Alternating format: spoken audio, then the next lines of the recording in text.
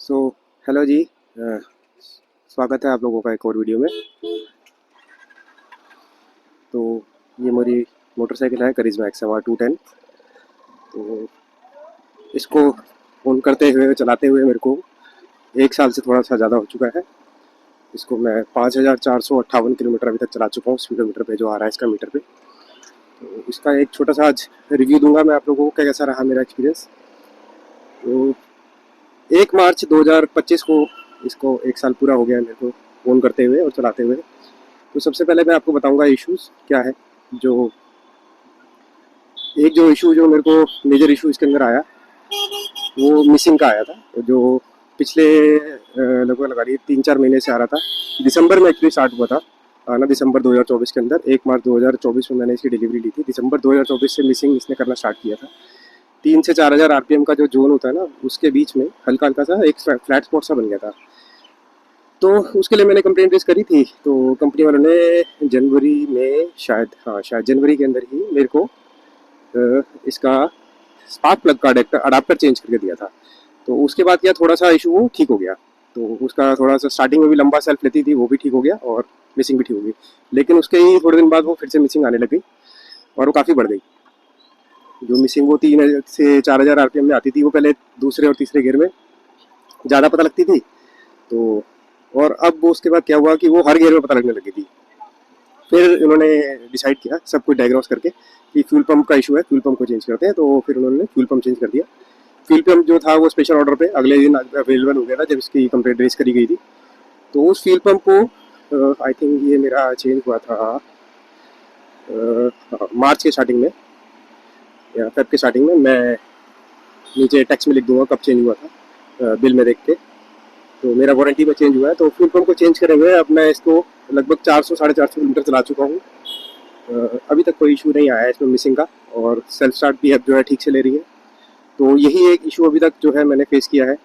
और दूसरी जो चीज़ें कुछ अच्छी हो सकती थी इस बाइक में वो मैं आपको बता देता हूँ। जैसे कि इसका डिस्प्ले, ये मीटर है, फुली डिजिटल मीटर है ये। इसके अंदर जो है automatic day and night mode चलता है इसके अंदर। अगर आप मैनुअल में इसको टूगल नहीं करो, टूगल यहाँ से होता है इस वाले स्विच से जा करके। तो ऑटोमेटिक में क्या होता है कि जैसे सन एकदम आपके ऊपर है ना बिल्कुल, तो ये आप उसको रीड नहीं कर पाता है, आप उसको रीड नहीं कर पाओगे क्योंकि सन के अंदर इसकी ब्राइटनेस कम पड़ती है। हमें ऐसा लगता है कि इसकी ब्राइटनेस बहुत ज़्यादा कम हो गई है जब बहुत ज़्यादा सन होता है तो। और दूसरा जो इसकी हेडलाइट है जो ऑटोमेटिकली ऑन होती है, वो जो है हमेशा ऑन ही रहती है ज़्यादातर। तो क्योंकि जैसे अभी सन है तो वो ऑफ हो जाएगी। लेकिन जैसे ही हल्का सा मैं शेड में जाऊँगा या पेड़ के नीचे जाऊँगा तो मैं नोटिस कर सकता हूँ, जैसे अब ये शेडी एरिया है तो यहाँ पे मैं नोटिस करता हूँ कि हेडलाइट ऑन हो गई है। इससे जो मेरे को फील होता है वो क्या होता है कि जो आजकल एलईडी यूनिट्स होती हैं वो पूरी कंसील्ड होती है, उसमें कोई बल्ब नहीं होता है। तो इससे एलईडी की लाइफ जो है वो कम हो जाती है। जितना वो ज़्यादा यूज होगी उतनी उसकी लाइफ कम हो जाएगी। तो ये एक मेरे को ड्रॉबैक लगा। ये आजकल ज़्यादातर मोटरसाइकिलों में यही आ रहा है, आजकल कार्स के अंदर भी यही आ रहा है कि जो हेडलाइट है वो ऑटोमेटिकली ऑन ऑफ होती है। एक सेंसर लगा होता है, लाइट सेंसर। तो ये नहीं होना चाहिए। एक मैनुअल इसके अंदर यहाँ पे स्विच होना चाहिए ताकि आप हेडलाइट ऑन करना चाहो तो कर दो, नहीं करना चाहो तो ना करो। ये इसमें भी है लेकिन थोड़ा प्रोसेस लंबा है। यहाँ से आपको टूगल करके डिस्प्ले में से डे एंड नाइट मोड में से सिलेक्ट करना पड़ेगा। अगर आप उसको ऑफ करना चाहते हो तो आपको डे मोड में जाना पड़ेगा। दूसरा एक मैंने आपको बता दिया इसका सेल्फ स्टार्ट का इशू, जो मेरे को मिसिंग और सेल्फ स्टार्ट का इशू आया था। डिस्प्ले का जो ब्राइटनेस थोड़ा सा बढ़ाना चाहिए कंपनी को आने वाले नए मॉडल्स के अंदर। अब जो एक्सट्रीम 250 के अंदर भी सेम डिस्प्ले है, उसके अंदर एबीएस के मोड इसके अंदर जो दिए हैं इन्होंने डिफरेंट है, पर डिस्प्ले मेरे को इतना ही ब्राइट लगा है जितने भी मैंने अब तक रिव्यूज उसके देखे। दूसरा जो एक इशू मैंने फेस किया था, ये वाला जो इसका स्विच गियर था इस साइड का, ये जो है ये ना जाम हो गया था बारिश के अंदर। तो मैंने इसको खोल के WD-40 इसके अंदर डाला तो वो चल पड़ा। कोई ऐसे मेजर नहीं हुआ। बाकी जो है मेरा ओनरशिप रिव्यू जो एक्सपीरियंस है इस मोटरसाइकिल का काफ़ी बढ़िया रहा है। तो एक ये वाला पैनल जो है टॉप वाला काउल का पैनल, यहाँ से राइट साइड से कॉर्नर से इसके जॉइंट से टूट गया था अपने आप से। अब मेरे को नहीं पता वो कैसे टूटा था। तो मैंने उसको कंपनी में दिखाया तो उन्होंने उसकी वीडियो और फोटो खींच के हीरो में भेजी। और साथ में तो हीरो ने उसको रिप्लेस कर दिया, वो भी वारंटी में हो गया। पहले तो वो मुझे कह रहे थे कि शायद आपको इसके पैसे देने पड़ेंगे, पर वो वारंटी में हो गया क्योंकि वो जो ब्रेक हुआ था वो जॉइंट से हुआ था। तो इसका एक रीज़न ये हो सकता है कि कभी सर्विस पे ये यहाँ वाला जो बोल्ट होता है ये ज़्यादा कस दिया गया हो, जिससे कि इसके ऊपर ज़्यादा जोर पड़ गया और ये ब्रेक हो गया। तो बाकी जो ओनरशिप एक्सपीरियंस है, राइड हैंडलिंग है, इसका चलाने का ओनरशिप एक्सपीरियंस है, ड्राइव का एक्सपीरियंस है, बहुत अच्छा है। अभी आपने देखा जैसे मैंने थोड़ी सी जगह से यहाँ से यूटर्न काटा, टूटी फूटी सड़क है, यहाँ पे भी मैं चला लेता हूँ। बहुत ज़्यादा ट्रैफिक में चलाता हूँ। क्लच जो इसका काफ़ी लाइट है, एक क्लच केवल भी रिप्लेसमेंट हुआ है मेरा पूरे 1 साल बाद जा करके। काफ़ी मैं जाम वाले एरिया में चलाता हूँ तो क्लच काफ़ी यूज़ होता है।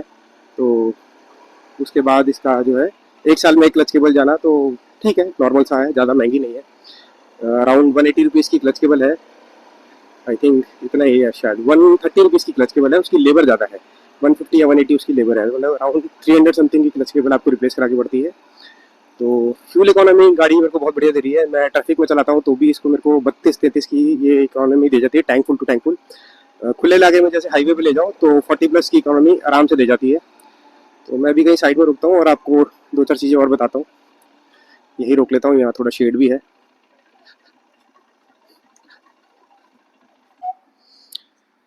तो जी खड़ी कर दी हमने लाके पेड़ के नीचे। ऊपर कौवा बैठा हुआ देख रहा है क्या कर रहा है ये आदमी। तो ओवरऑल एक्सपीरियंस बहुत बढ़िया है। बाइक की फिट एंड फिनिश ठीक है अभी तक। ये जो पैनल मैं आपको बता रहा था टूटा था, ये वाला पैनल यहाँ से टूटा था इसका, और कंपनी ने रिप्लेस करके दे दिया है। ये जो आप टैंक पैड देख पा रहे हो, ये हीरो मैवरिक का टैंक पैड है, जो मैंने हीरो की ही ऑफिशियल साइट से ऑर्डर किया था। कुछ वीडियो में मैंने देखा कि ये वाली शीट इसकी शेक करती है और आवाज़ करती है। आवाज़ तो नहीं करती, शेक जरूर करती है। इसके नीचे अभी टूल किट और इसकी मेडिकल किट पड़ी है तो कम शेक कर रही है। अगर वो मैं निकाल दूंगा तब भी इतना ही शेक रहता है, इतना ज़्यादा शेक नहीं रहता है। वाइब्रेशन फेयरिंग वाली बाइक है, मैं लेने से पहले तैयार था कि इसमें वाइब्रेशन थोड़ी बहुत होंगी। इनिशियली इसमें कुछ भी वाइब्रेशन नहीं थी, अब जो है इसके अंदर वाइब्रेशन थोड़ी बहुत है। 4000 आरपीएम पे इस साइड का, लेफ्ट साइड का जो ये वाला पैनल है, ये वाला पैनल यहाँ से थोड़ी सी आवाज़ करता है। अगर इस पर हाथ रख दो या कुछ पकड़ लो इसको तो इसकी आवाज़ बंद हो जाती है। लेकिन जब आप 4 से 4.5 आरपीएम को क्रॉस कर दो तो वो जो वाइब्रेशन की आवाज़ है वो खत्म हो जाती है। इस साइड के पैनल में कोई आवाज़ नहीं है। एक आवाज़ आती है यहाँ से, हल्की सी वाइब्रेशन की आवाज़ आती है। यहाँ पे कंपनी ने डबल टेप भी लगाई है इसके अंदर, इसको आप निकाल भी सकते हैं, ये वाला पार्ट रिमूव हो सकता है, पर मैं करूँगा नहीं क्योंकि जो मड स्प्लैटर है फिर बढ़ जाता है, पूरी बाइक कीचड़ से भर जाएगी जब आप बारिश में चलाओगे तो। हेडलाइट का जो थ्रो है काफ़ी अच्छा है, मेरे को इसकी हेडलाइट से अभी तक कोई कंप्लेंट नहीं आई है। तो मैं जब जाता हूँ रात में 3:30-4 बजे काम पे जाता हूँ, उस टाइम बहुत अंधेरा होता है, एकदम पिच डार्क होता है। तो उतने अंधेरे में भी मेरे को कोई इसके अंदर दिक्कत नहीं आई है इसके अंदर चलाने में। अब जो नई वाली जो करिश्मा आ रही है या एक्सट्रीम आ रही है, उसके अंदर यूएसडी फोक्स आ रहे हैं। नई करिश्मा में भी जो एक कॉम्बैट एडिशन इसका आने वाला है उसमें यूएसडी फोक्स दे रही है कंपनी। लेकिन ये वाले जो टेलीस्कोपिक फोक्स हैं ये भी बहुत ही बढ़िया इससे काम करते हैं। हैंडलिंग बाइक की बहुत अच्छी है, कर्व पे लीन वगैरह भी बहुत अच्छे से मैं कर सकता हूँ। मैंने कई बार लीन करा है। मैं जब खाली जाता हूँ सुबह काम पे तो सड़क बिल्कुल खाली होती है, मैं हाईवे पे भी लेके गया हूँ अपने, तो वहाँ पे भी कई बार कर्व पे मैंने लीन करके देखा है इसको। टायर जो है इस मोटरसाइकिल का एक मैं वीक पॉइंट कह सकता हूँ, क्योंकि इसके अंदर क्या है, टायर जो है जहाँ वेट होता है ना तो कॉन्फिडेंस नहीं आता है वहाँ पे। और ये चीज़ मैंने ना जितनी भी अभी तक मोटरसाइकिलें चलाई हैं, मैंने ओन करी है, उसमें सब में मैंने फील किया है जो ओईएम टायर्स कंपनी से लग के आते हैं वो इतने बढ़िया नहीं होते। एवरीडे यूज के लिए टायर बहुत बढ़िया, आपने तेज चलाना है, मैंने 120 तक मैं इसको लेके गया हूँ, टायर अच्छे हैं। लेकिन जहाँ आप लीन करते हो ना तो आपको वो कॉन्फिडेंस टायर से नहीं आता जो आना चाहिए। तो हो सकता है मैं नेक्स्ट जब टायर चेंज का टाइम आएगा तो मैं फिर बेहतर टायर इसके अंदर लगवाऊंगा, अपोलो के या किसी और अच्छी कंपनी के। तो साइज में यही रखूंगा क्योंकि साइज परफेक्ट है इस मोटरसाइकिल के, ज़्यादा बड़ा साइज लगाने की जरूरत नहीं है।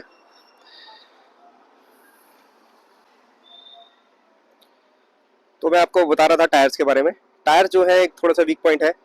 जो ये टायर है वार्म अप होने में टाइम लगता है। जैसे मैं घर से निकलता हूँ सुबह तो मैं फील कर सकता हूँ कि कई बार मेरे घर के बाहर ना एक राउंड अबाउट होता है, जब मैं घर से निकलता हूँ बिल्कुल रोड खाली होती है तो बहुत टेम्पटिंग सा हो जाता है कि आप उसको लीन करने लग जाते हैं बाइक को। लेकिन वो जो राउंड अबाउट है लगभग आधा किलोमीटर पे ही आ जाता है, आधा पौना किलोमीटर पे। तो मैं जब उसको लीन करता हूँ तो मेरे को पता लग जाता है कि टायर्स अभी गर्म नहीं हुए हैं, तो इसको लीन मत करो, कहीं नहीं तो मोटरसाइकिल के साथ लपड़ जाओगे और रोड पे पड़े मिलोगे। तो उसके बाद कंट्रोल करना पड़ता है। लेकिन थोड़ी देर बाद जो चलने के बाद टायर्स गर्म हो जाते हैं तो अच्छे से परफॉर्म करते हैं।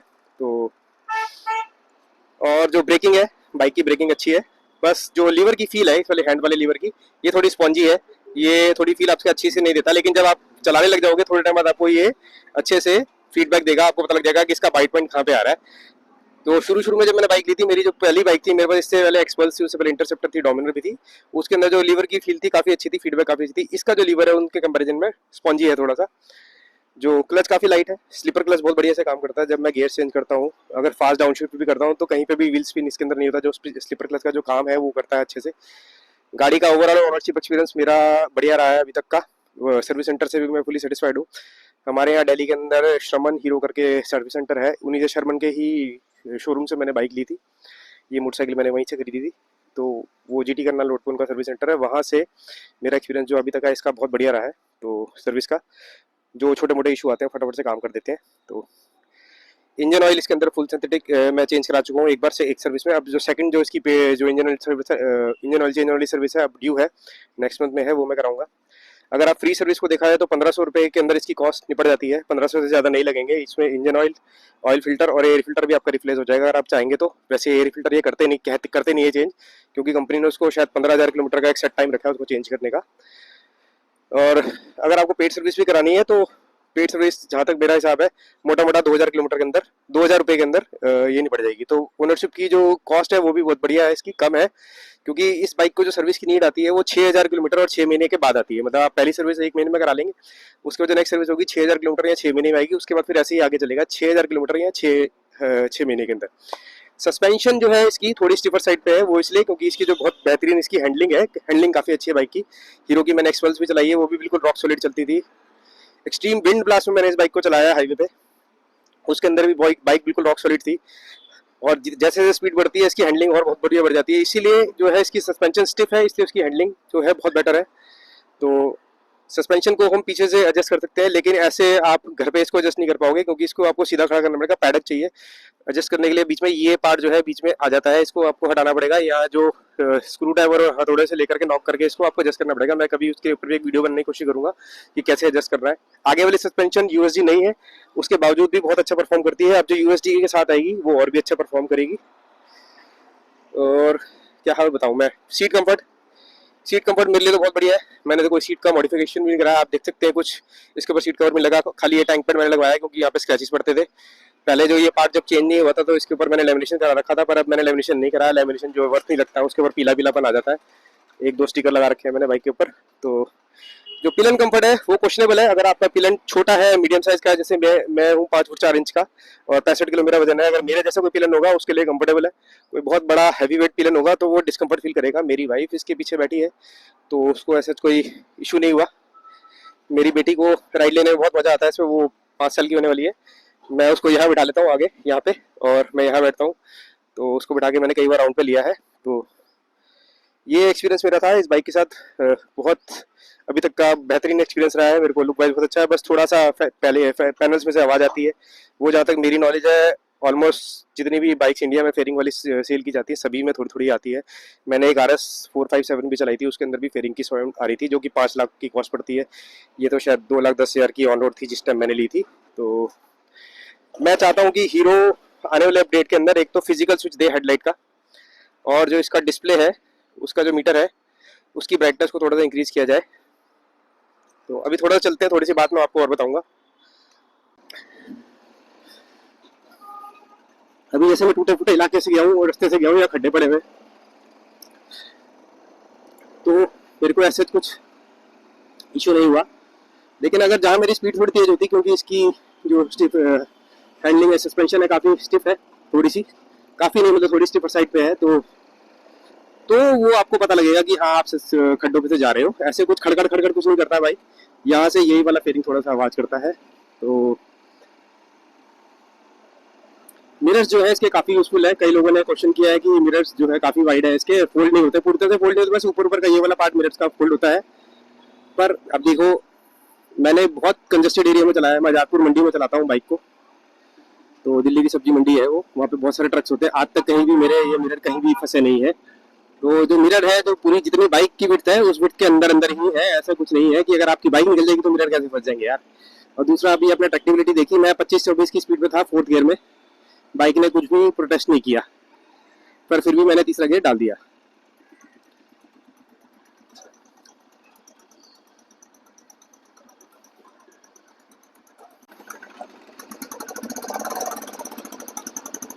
बाइक की परफॉर्मेंस है वो भी बहुत ही बढ़िया है। मैं ड्रैग रेसेस वगैरह नहीं करता हूँ, तो मेरा मेजर यूसेज जो है इसका सिटी के अंदर अंदर ही है। ड्रैग रेसेस में मैं बिलीव नहीं करता हूँ, ना ही मेरे कोई ऐसे दोस्त हैं जो राइडर फ्रेंड्स हैं। अभी तो हाल फिलहाल मैंने ग्रुप राइड्स भी बंद करी हुई है कि जिनके साथ मैं ड्रैग रेस करूँ, तो अच्छी चीज़ भी नहीं है करना, तो उसको आप भी ना ही करो तो बढ़िया है। ट्रैफिक के रूल्स का पालन करना चाहिए हम लोगों को। पर फिर भी अगर आप चाहो तो मैंने R15 भी चलाई है, तो R15 से तो अच्छी ही परफॉर्मेंस इसकी है काफ़ी हद तक। इनिशियल ग्रंट जो है इसके अंदर आपको ज़्यादा मिलता है, किसी एक पॉइंट पे जाके R15 थोड़ी सी आगे निकल जाएगी इससे। लोग R15 से इसको ज़्यादा कम कंपेयर करते हैं यूट्यूब पे। मैंने जितने भी वीडियो देखे हैं ज़्यादातर R15 से कंपेयर है, या बजाज की जो 200 सीसी वाली मोटरसाइकिल है उससे कंपेयर किया है। और ये कंपैरिजन यार कहाँ जाके वैलिड होता है। हर मोटरसाइकिल अपनी तरफ में ठीक होती है। आपको रेस लगानी है ना तो दो सेम बाइकों की लगाइए, दो सेम इंजन वाली सेम परफॉर्मेंस वाली बाइकों की लगाइए, उसमें पता लगेगा कौन कितना तेज चला रहा है, क्योंकि वो सब राइडर की स्किल पे डिपेंड करता है।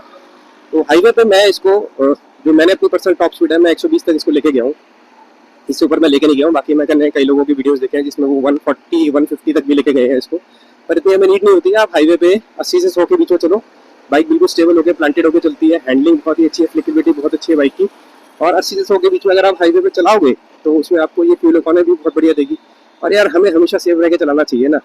तो आपको पता है हमारे हाईवेज कहाँ सेफ है। अभी आपने देखा यार रास्ते में राइट साइड में सड़क पे गायें खड़ी हुई थी, और ये हमारा गोल चक्कर है यहाँ पे शक्ति नगर का नागे वर्ग का। मैंने यहाँ लोगों को तेज चलाने के चक्कर में यहाँ के लोग ब्रेक मारते हैं जब ट्रैफिक बहुत होता है। मैंने लोगों को घुसते हुए देखा है बहुत, बाइक वालों को, कार में, बसों के पीछे। तो ये बिल्कुल भी सेफ नहीं होता यार चलाना तेज। तो परफॉर्मेंस बहुत बढ़िया बाइक की। अगर आप इसको परफॉर्मेंस के लोगे, इसके अंदर दो मोड है। अगर आप इसको, इसके एक बाइक दो मोड में चलती है, मतलब कि अगर आप इसको आराम से चलाओगे बिल्कुल कामली होकर चलेगी। आप चौथे गियर में, पांचवें गियर में भी लो स्पीड में इसको चला सकते हो। और अगर आप इसको खींचना चाहो तो इसको एकदम से खींचो। 5000 आरपीएम पे इसके आगे एक किक आता है, उसके बाद आकर के एक किक इसका आता है 7000 आरपीएम पे, वो भी एक अलग से बूस्ट इसको मिलता है। तो आपको बहुत मजा आएगा अगर इसको खींचोगे तो भी। तो छोटे मोटे जो इश्यूज जो मैंने आपको बता दिए हैं, मिसिंग का इशू मैंने देखा कई लोगों को और भी आ रहा है। अब उनका इशू सॉल्व हुआ नहीं हुआ ये तो मैं कुछ नहीं कह सकता हूँ। एक भाई का मैंने वीडियो देखा था, उनके अंदर इंजन का भी कुछ इशू आया था, हेड से कुछ लीकेज थी, उनका हेड रिप्लेसमेंट करने के बाद दोबारा से वही इशू आया सेम। तो अभी बाय गॉड ग्रेस ऐसा कुछ मेरे को तो इशू आया भी नहीं है। और जो बाइक की सर्विस का रिकॉर्ड आप मेंटेन करके रखो तो कंपनी सब कुछ आपको वारंटी में करके देगी। तो वीडियो को मैं यही बंद करता हूँ। अगर आपने वीडियो को एंड तक देखा तो थैंक यू वेरी मच। तो कोई भी आपके सवाल होंगे तो उसको आप क्वेश्चंस में पूछिए, नीचे कमेंट्स में पूछिए, मैं जरूर आंसर करूँगा।